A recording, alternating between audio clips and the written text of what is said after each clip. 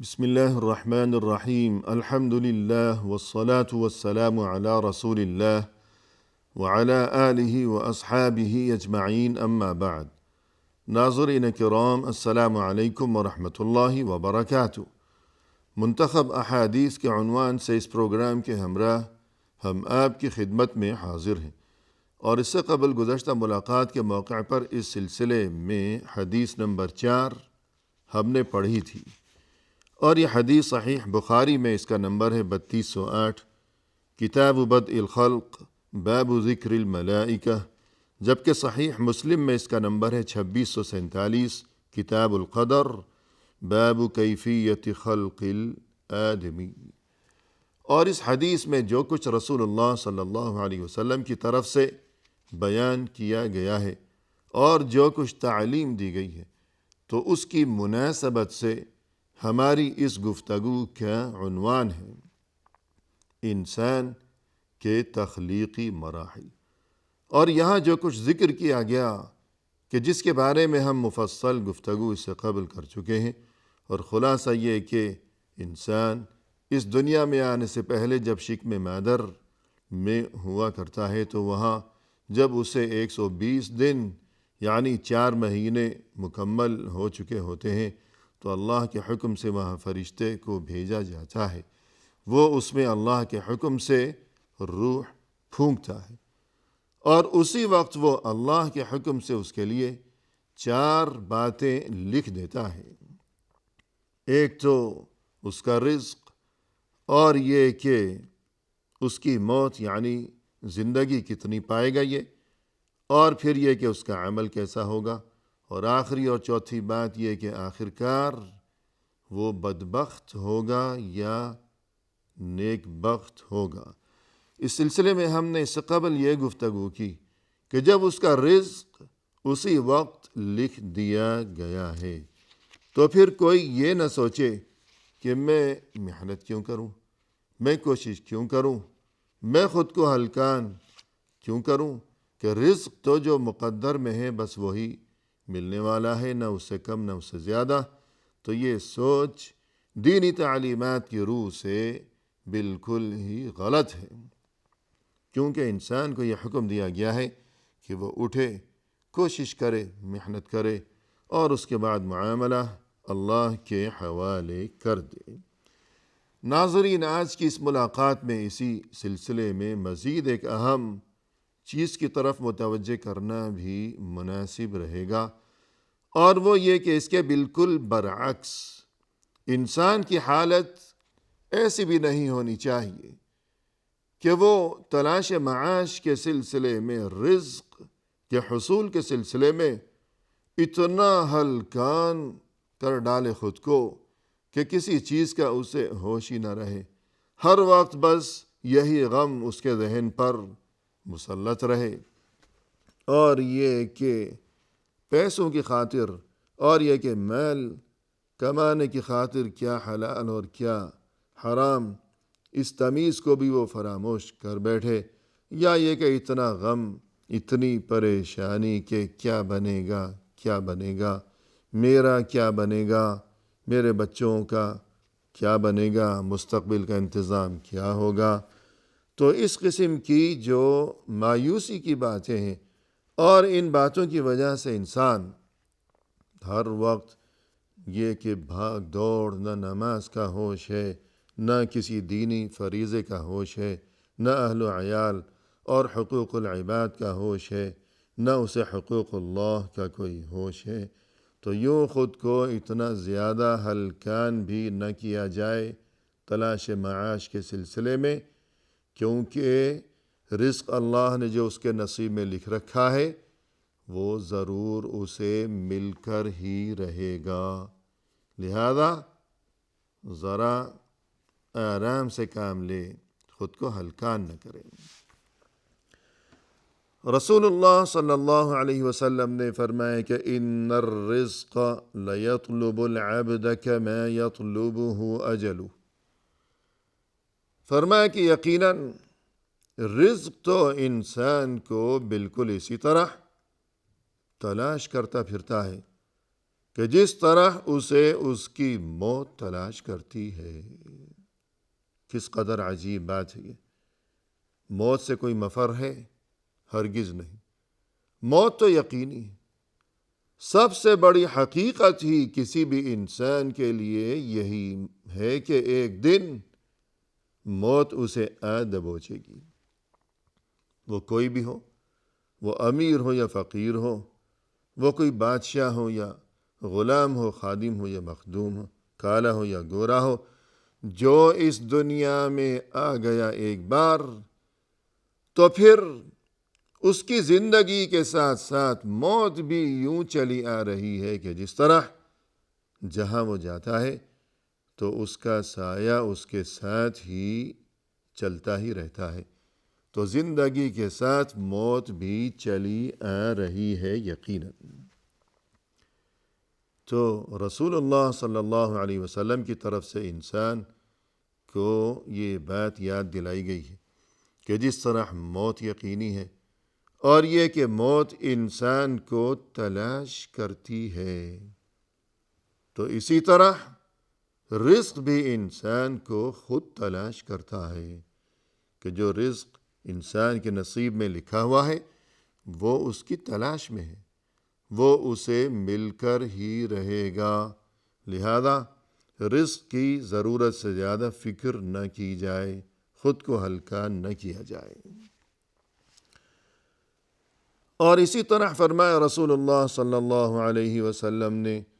الا وان نفسا لن تموت حتى تستكمل رزقها فاتقوا الله واجملوا في الطلب۔ خبردار، اس بات کو یاد رکھو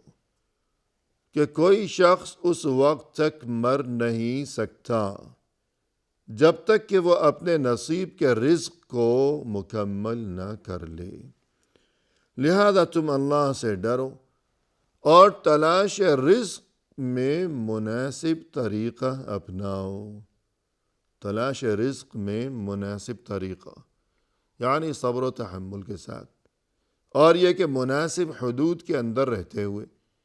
نہ یہ کہ انسان خود کو ہلکان کیے رکھے اور اسی بارے میں سوچ سوچ کر ہمیشہ غمگین اور اداس اور رنجیدہ خاطر رہا کرے کہ پیسہ کہاں سے آئے گا اور کیا بنے گا میرا۔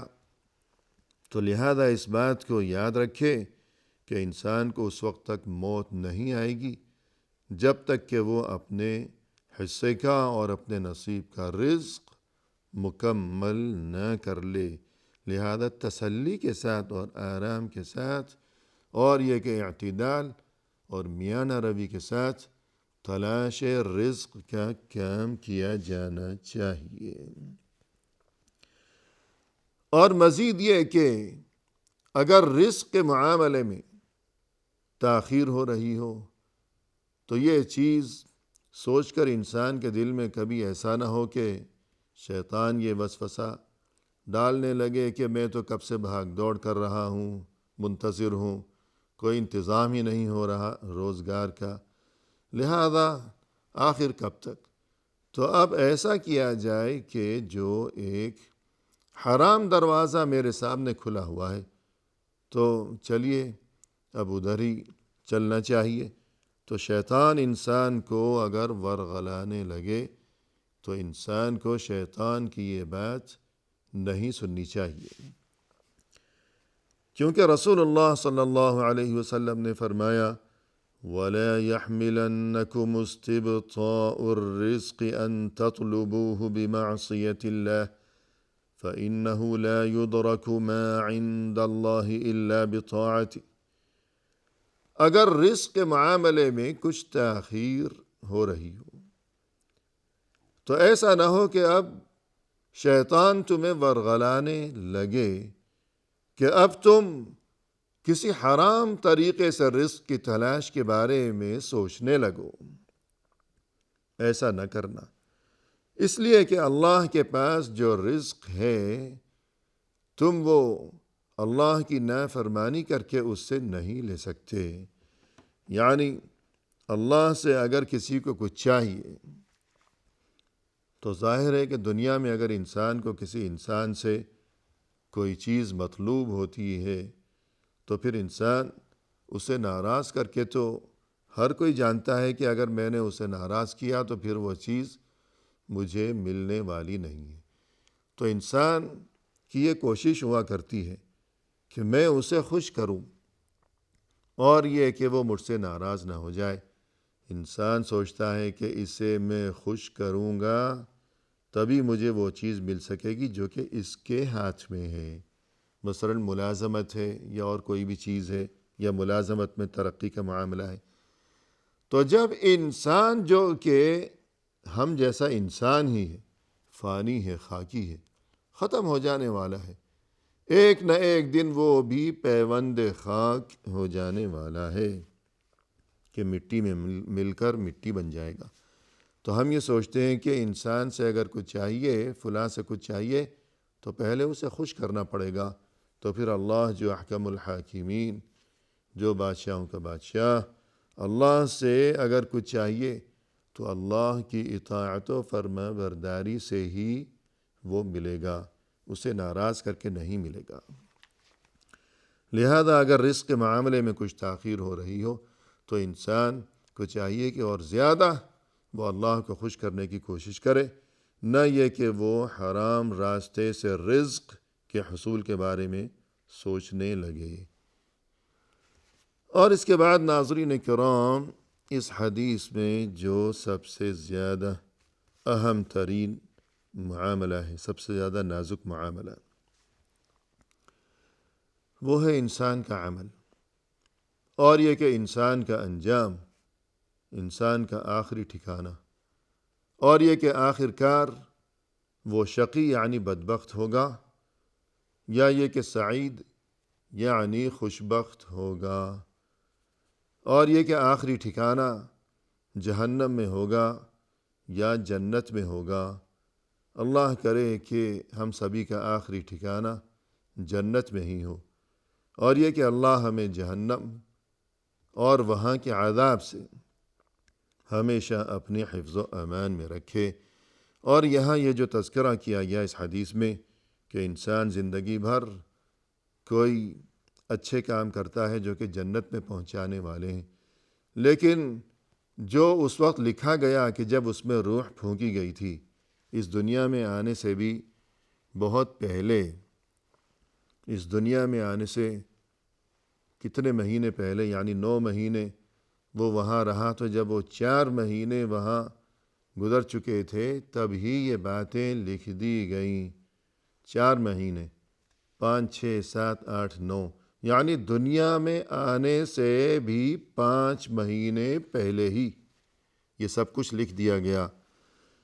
تو زندگی بھر بعض اوقات کوئی انسان وہ کام کرتا ہے جو کہ اسے جنت میں پہنچانے والے ہیں، یہاں تک کہ وہ جنت سے اس قدر قریب جا پہنچتا ہے کہ جیسے صرف ایک ہاتھ کی مسافت، لیکن وہ لکھا ہوا سامنے آ گیا، اور یوں آخری وقت میں اس نے برا کام کیا اور وہ جہنم میں جا پہنچا۔ اور اس کے برعکس بھی کوئی زندگی بھر ایسے کام کرتا ہے جو جہنم میں پہنچانے والے ہیں، لیکن آخری وقت میں کہ جب وہ اس قدر قریب پہنچ چکا تھا جہنم کے کہ صرف ایک ہاتھ کی مسافت باقی رہ گئی تھی، تو وہ لکھا ہوا سامنے آ گیا، اور اس نے آخری وقت میں کوئی اچھا کام کیا اور وہ جنت میں جا پہنچا۔ تو معاملہ تو بہت ہی نازک ہے، کیا کرے یہ بیچارہ انسان؟ تو اس پریشانی کا جواب یہ ہے ناظرین کرام کہ ہمیں چاہیے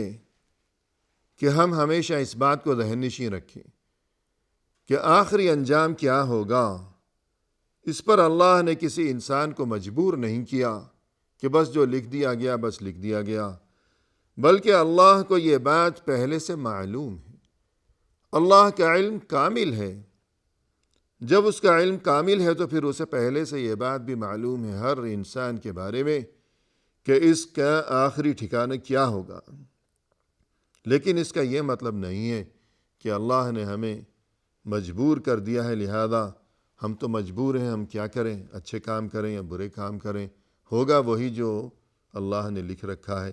اللہ نے جو لکھ رکھا ہے تو اس لیے نہیں لکھا کہ ہمیں مجبور کر دیا، بلکہ اس لیے لکھ رکھا ہے کہ اسے پہلے سے معلوم ہے کہ ہم کیا کریں گے۔ جیسے والدین اپنے ہر بچے کے بارے میں وہ جانتے ہیں، تجربے کی روشنی میں وہ جانتے ہیں کہ یہ بڑا ہونے کے بعد کیسا بنے گا، یہ شریف انسان ہے یا یہ کہ اس کے مزاج میں شرارت ہے، ضدی قسم کا انسان ہے۔ اور اسی طرح کل کلاس میں جو ٹیسٹ ہونے والا ہے تو استاد جانتا ہے کہ میرے ان طلباء میں سے کل جو ٹیسٹ ہوگا اس میں کون کامیاب ہوگا، کون نکما ہی رہے گا۔ لیکن اس کا یہ مطلب نہیں ہے کہ استاد نے مجبور کر دیا ہے ان میں سے کسی کو فیل ہونے پر، یہ مطلب نہیں ہے۔ یا فرض کیجئے کہ ڈاکٹر ہے، وہ اپنے علم اور اپنے تجربے کی روشنی میں اگر یہ کہے کسی مریض کے بارے میں کہ یہ بس 6 مہینے کا مہمان ہے اس دنیا میں،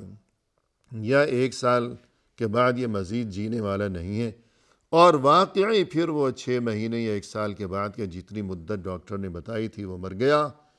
تو اس کا یہ مطلب نہیں ہے کہ ڈاکٹر نے اسے مار ڈالا، یہ مطلب ہرگز نہیں ہے، بلکہ ڈاکٹر کو اپنے علم